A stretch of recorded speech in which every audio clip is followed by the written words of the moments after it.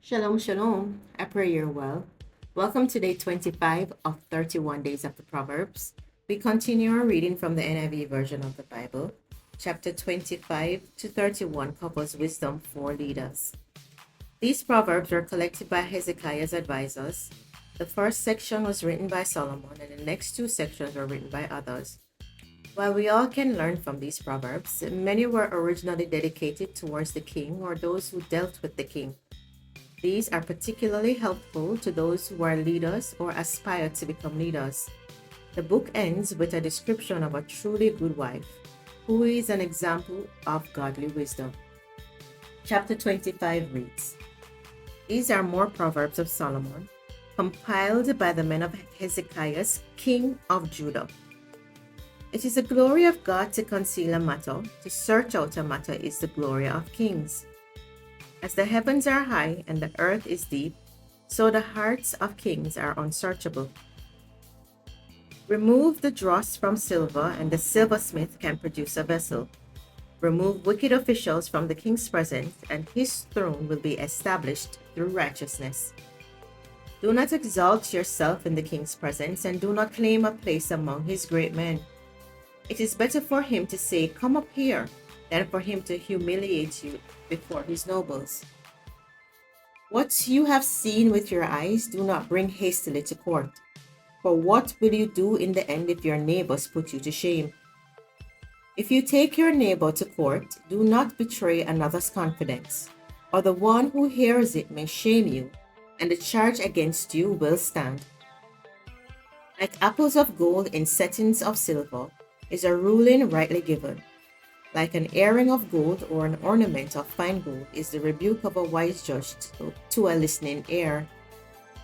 Like a snow-cold drink at harvest time is a trustworthy messenger to the one who sends him. He refreshes the spirit of his master.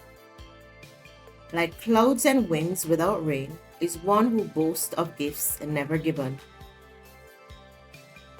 Through patience, a ruler can be persuaded, and a gentle tongue can break a bone. If you find honey, eat just enough. Too much of it and you will vomit. Seldom set foot in your neighbor's house. Too much of you and they will hate you.